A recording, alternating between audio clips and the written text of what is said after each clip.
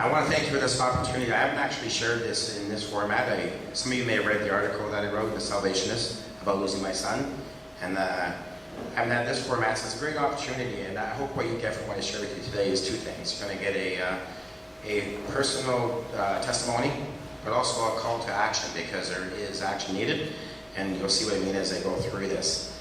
What I'm going to share with you today is basically how I lost my son, how I got through that and continue to get through that, and the mission that's inspired me to take on.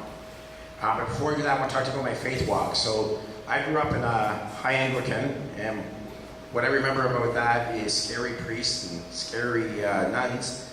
And I also remember those hard, I don't know if anybody went to a high Anglican church in the 70s, but they had these hard benches that you flip down and kneel on. And I think my knees still hurt a little bit from that. But as I became a preteen, a teenager, I started thinking I knew better, learned different things in school, started to walk away from Christ. And by the time I turned 17, I knew better, and there wasn't much faith left.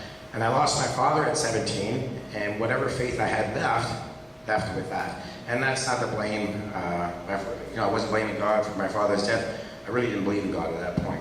So it was pretty easy for that to be swept away. But I went through a few years as a party warrior, weekend warrior. Many of us have probably done that. I have no scar here to prove it. But soon I started to, on a journey back to faith. It was a very long walk for me.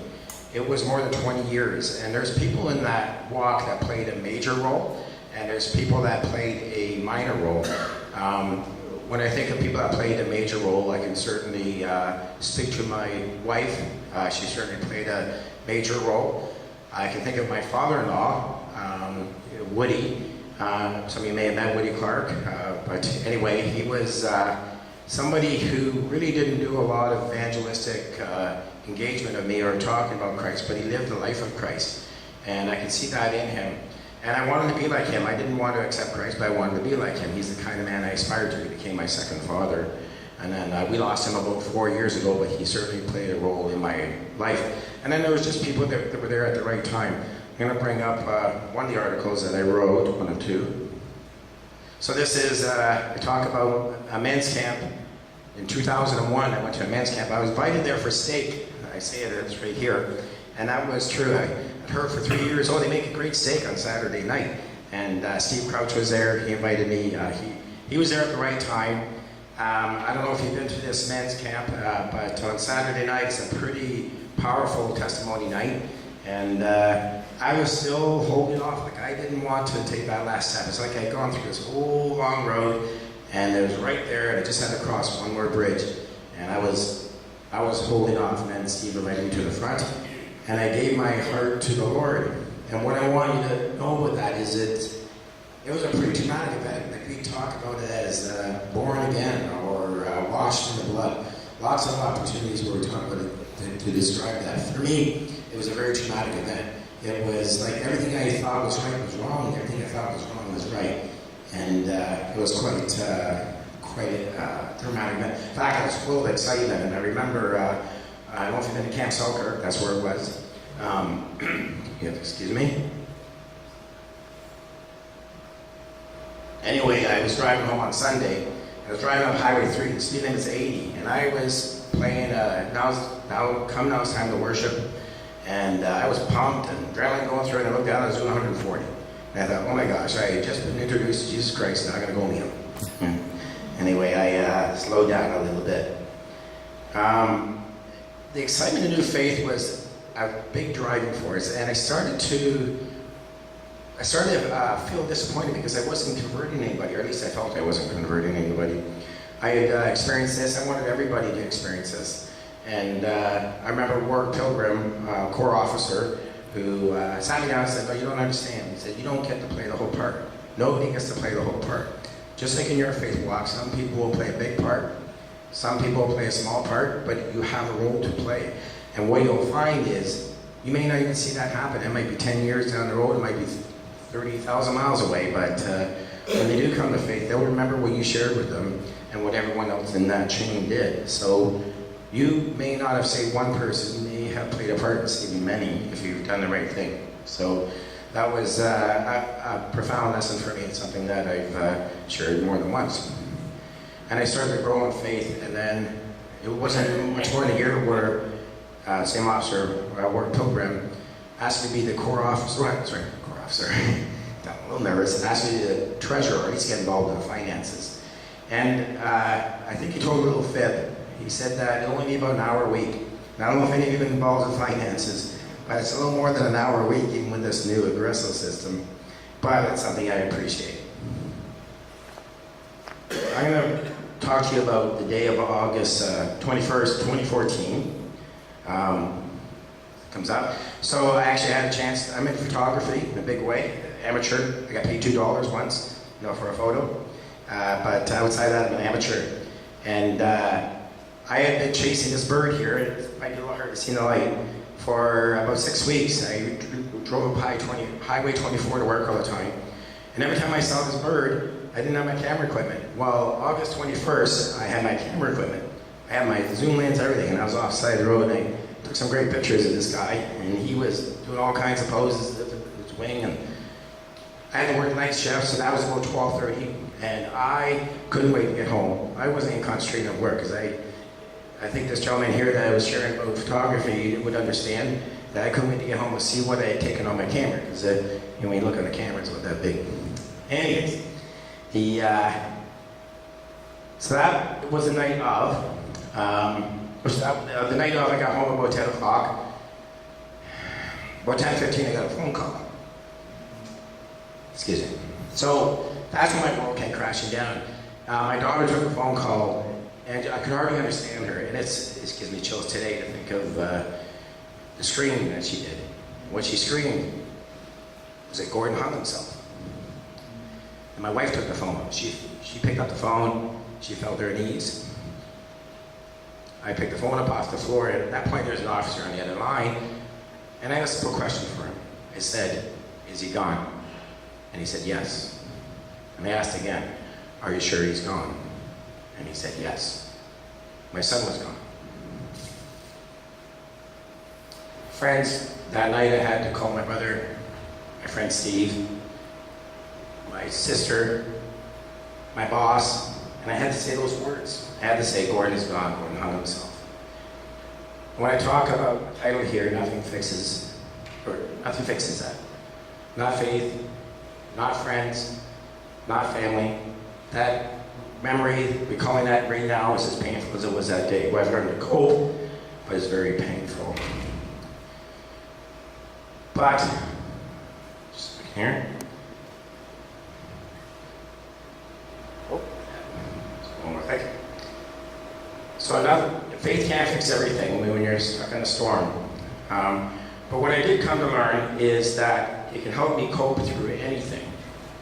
And I recalled that night I did sleep at 4 o'clock in the morning, 5 o'clock in the morning it was. I recalled something that Scott Rideout, another officer, shared with me at a men's camp a few years after that first men's camp, when he sensed I was going through some trouble. Then it was nothing like losing a son, but some trouble.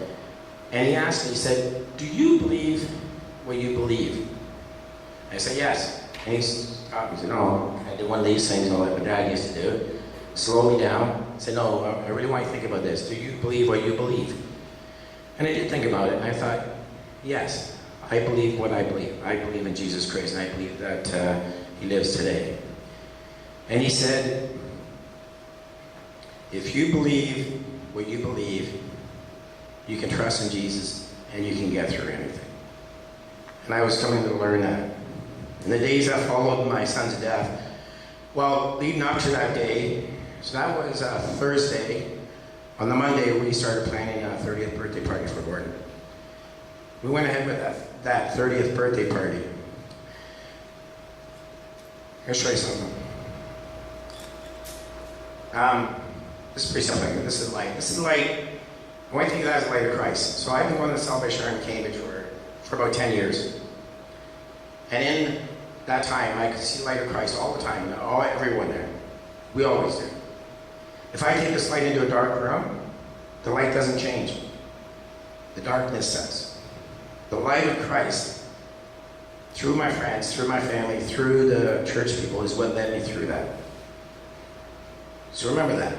Jesus shows himself through the light of Christ. You don't always, it's not as bright when things are going well, but if you get pushed into a dark room, it's the light that will get you through. And it wasn't just family and friends and church people, it was strangers. My daughter wanted to do a video presentation, and she called the Blacks on a Saturday and said, I need this for Monday. And he first said it's going to take 3 weeks. It's 300 photos, it's going to take 3 weeks to put it on a DVD. She explained what happened. Sorry. Anyway, he came in on his day off. And he got ready. Anyway, I was learning the depth of my faith. There's people that told me that was going to be a test of faith. The loss of my son, it wasn't a test of faith. My faith is what sustained me. But it was a depth finder. I was able to, my faith was sort of wide, touched everything I did, to work, all those things. People knew I was a Christian. It was very wide, but what I didn't understand until that experience was how deep it was. So it was a depth finder for me. In the weeks that followed, this is what I felt like I was facing. It's kind of hard to see here, but this is a giant storm cloud. This is kind of like the road I was on. And there's times where friends couldn't reach me. In that birthday celebration, by the way, we raised $6,000 for the Hope Line. Where's Major Bradley? Yes, we turned that over to Major Bradley, and his mission is something I would encourage you to do as well. We raised $5,000 the year after as well. But what I learned was that I matter to Jesus. I've been taught this. You know, you hear from the pulpit, you hear from what you read in the Bible. But in some ways that's a bit abstract. But what I learned was, that was a profound learning for me. That I can trust Jesus, that I matter to Jesus.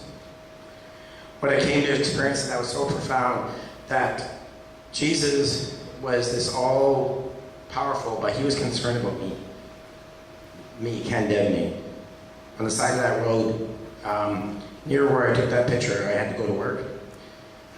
There was the first day back to work, I had to pull over, and I felt that cloud envelop me, and I thought, I'm a store manager. I thought, how am I going to lead people if I can't get through this? And I felt this overwhelming presence. It was almost a physical presence, and it was a lifting of the burden. And it's as if Jesus was saying, I'll take it from here. And I was able to go on. I was able to deal with that. I was able to go on face the day and meet people and inspire people. When we had the funeral for my son, I want to talk about the scope of this illness, depression. My son suffered from depression. I didn't even know it. I knew he was sometimes an Eeyore type character, but I didn't know it until July 25th, and he died on August 21st. So when he shared with us that he was suffering from depression his whole life. There were 300 people at my son's funeral. And we had a sing, it was kind of fun. Some of you will remember that. The church was filled with, the funeral home was filled with 300 people, and most of them were in Leafs uniform. I don't know, does anybody know Scott Wright up here? No? Right, there we go, a few people. Well, I have a picture of him in a Leafs uniform, you know how dramatic that guy, oh, wow, I just saw a while ago over there. I was actually going to sell it on eBay and try and raise money for the Hope Line. I'll still take some bids if you want to do that.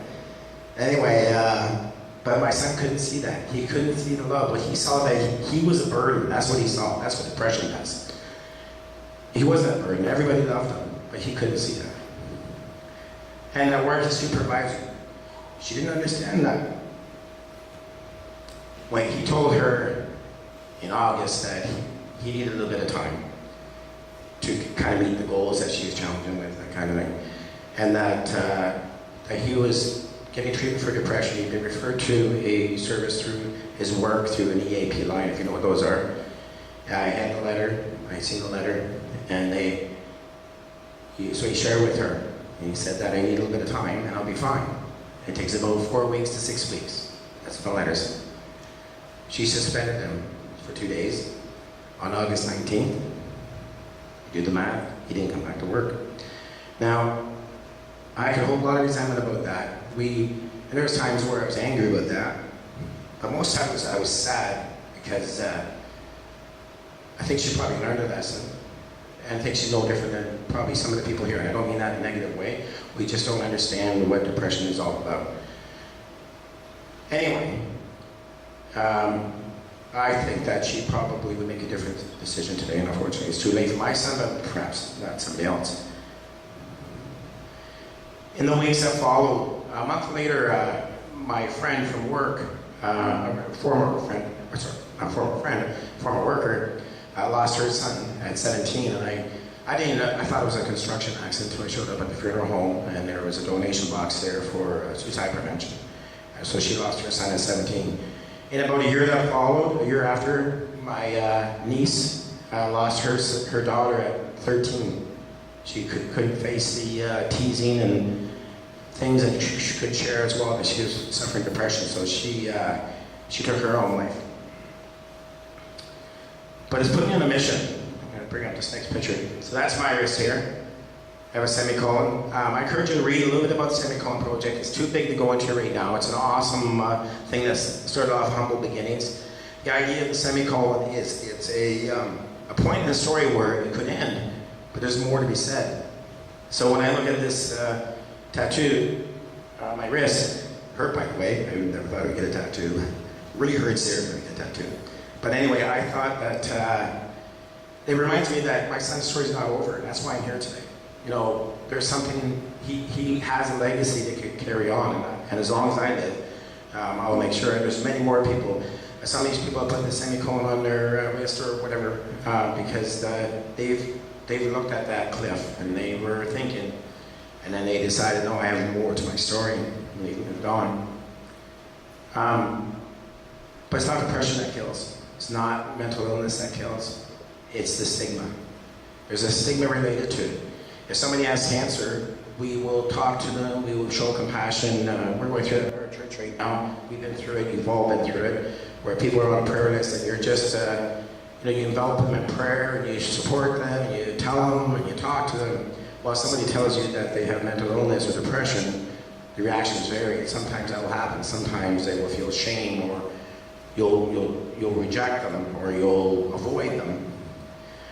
But the thing is with the stigma only exists if we let it. It's not like cancer. Cancer, there's all this money poured into research. How do we beat cancer? Let me tell you how you beat stigma. It's the power of one. It's you, or you, or you. Letting somebody know that you know that suffering, that it's okay. That you love regardless. Share your love. Maybe you share the love of Christ. But just let them know that if they're not defective, they have value, you love them, and you'll be there for them. My son had one friend like that shared with us more about his condition after. And he also had friends that told him that smoke a joint, you'll be fine. Something like that. He never did that, but told him that kind of thing. Get over it. Well, you can't do that. Stigma has a point, if you wanted to, where it tips into a point where it loses its value and it becomes acceptance. Acceptance eclipses it. And that's my mission, is to try and get people to understand what depression is all about, and the stigma, make people more comfortable about talking about it, and hopefully save some lives. In the months since my son passed, there's been a lot of great work on that. There's been work through Carla Hughes, I'm talking about the cyclist that was raising mental awareness, along with the Bell commercials. Some of those commercials are very powerful, certainly hit home to me. But also on a small scale, like I'm doing here, and through some Facebook postings and the Salvationist article that I wrote that got the attention that brought me here today. I mentioned that faith doesn't fix everything, but it doesn't take the pain away. We still have to endure pain. What it does do, though, is it allows us to endure pain, and it works through people, as I mentioned before. I'm going to bring up a video. It's about a 4-minute video, but I like it because it's not that long, and it really sort of summarizes what I was talking about, depression. Then after that, I just have a couple more things to share with you. So if you'll bear with me, I'd like to show this video. Over the past 10 years, I've been living 2 different lives. The life that my family, my friends, my colleagues, my teammates see, But then there's the life that I see, that I live and that I feel. If you ask my family or friends what they thought about me, they'd probably tell you I'm a happy-go-lucky, positive, hard-working and confident guy. But all that's a bit of a lie. You see, I'm living a completely different life inside. I'm living a life of someone who suffers immensely with depression. And this is so hard for me to talk about it, but it's not just me. It's impossible for the millions of other people to talk about it. And that's the problem. That's actually the problem with depression. But what we fear the most isn't the dark place that we're in, or the dark times that we're going to go through, or what we're capable of doing. What we actually fear the most is that our friends won't understand that we'll lose them, that our family won't know what we're going through, or won't get it, that our colleagues will look at us differently, or that we may even lose our jobs. But that's just a stigma we believe exists inside ourselves. And it honestly isn't the case. It's not how society will see it. Last year in Ireland alone, over 550 people died as a cause of depression. That's more than car accidents in Ireland. But yet, we are so aware of drive safe campaigns, of road safety awareness, that our government and governing bodies push onto us, and that's great. But we all need to start talking about depression, and we need to open up. I pushed myself into a dark place, into a dark corner, a corner that only had one way out, and I thought about that way every single day for 10 years. And you shouldn't think like that. But I was alone in my own mind, even though I could never be alone. I have so many great friends, family, colleagues, teammates, that I just need to open up, and I didn't. And I can't try and help others if I can't even help myself. And over the last 10 years, this feeling of depression, this feeling of darkness and sadness became so normal. You become so used to it. You become numb to this feeling. And you think it's acceptable to live your life like this. And it's not. What I want to achieve from this is to try and encourage one other person, 5 other people to open up and talk about it.